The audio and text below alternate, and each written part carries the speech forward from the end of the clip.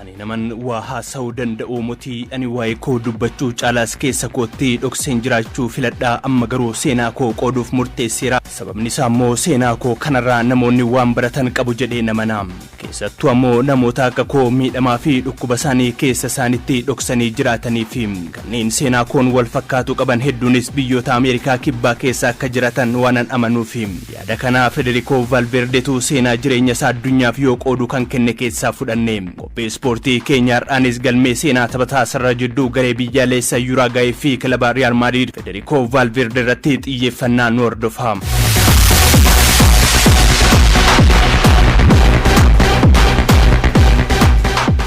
Alan keessa darbee yoonan yaadadhu jireenya koo keessatti guyyaan sadan kun anaaf guyyaa addaati.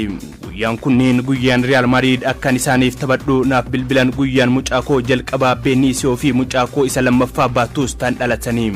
Mantana iddoo kana jiraadhus bu'aan bahiin jireenyaa keessa darbee yoonan sinitti mee ani eenyu akkan ta'e siniif gala. Ko Uruguaytti wantoonni hedduun kan biyyoota biroorraa adda gootummaan dhiiga keenya keessa jira ani hiyyeessan ture jechuu hin barbaadu jabina obsaa fi cichoomina abbaa fi harmee koon jireenya koo mo'adheera jedha Federico Valverde.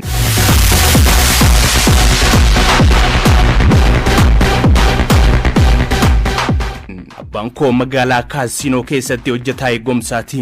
Harmeen koo kurrikirree ufaa daandiiwwan magaalicharra naanna'uun salbaacha gurguraa na guddiste. Harmeen koo goota. Kurrikirree uffataan guutamee aduu qorrii fi roobni osoo hin daangessin fageenya dheeraa dhiibdi. Ammas sagaleen kurrikirree sanaa gurra koo keessa hin banne. Harka lamaan isa dhibaa anaan dugdatti baattee na guddiste.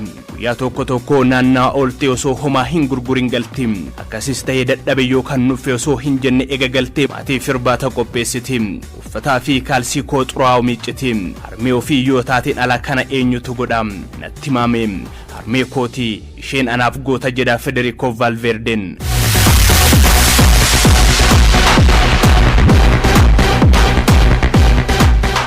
Harmeen koo ganama sa'aatii 2 hanga galgala sa'aatii 1tti dalagdi. Abbaan koo ammoo ganama sa'aatii 2 hanga galgala sa'a 12 dalaga. Yeroon waliin qabnu sa'aatii 1 qofa. Isaayyuu waan dalagaa oolan irraa muraasa nyaataaf oolu argatanii yoo waliin soorannu. Harmeen koo na guddisuuf aarsaa guddaa kaffalteetti. Ganama ciree hin nyaattu. Ati qoofnan isheef gahaadha. Guyyaa naannawaa oolaa gammachuun ishee galgala maaddii tokko irratti irbaata yoo waliin qoodannu. Mana keessa jiraannu halluun miidhagsuuf mallaqa hin qabnu. Addatti kutaan halluun miidhage kutaa koo qofa ture. Wantiin keessa kootti qabadhe kanaadha har'a siniif qooduuf filadheera jedha Federico Valverden.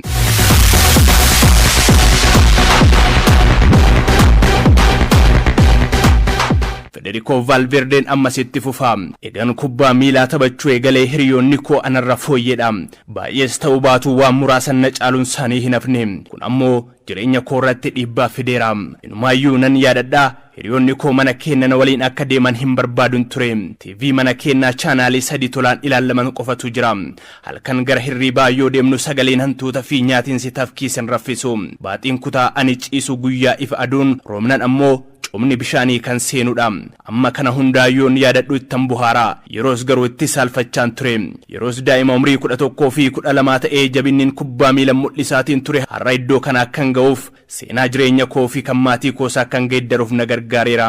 Ganna 16tti taphataa piroofeeshinaalaa ta'ee paanarooliif yoonan taphachaatiin turetti namoonni ani yoon daandirra deemu suuraan waliin ka'uuf muddamu shamarran mimmiidhagoon hiriyoomaaf naawwanis danuu turanii jireenyan ani keessa darbe quba hin qabanii osoo harmee fi abbaan koo jiraachuu baatanii ani hin jirun ture jedha Federico Valverden.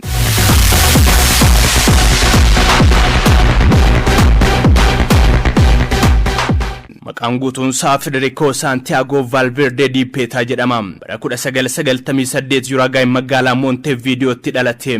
Maatii harka qalleeyyii irraa dhalachuun ijoollummaa isaan kubbaa miilaa taphachuu kan eegale Federico Valverden bara 2016 carraa akaadaamii Real Madrid La Fabricaatti dabalamuu argate.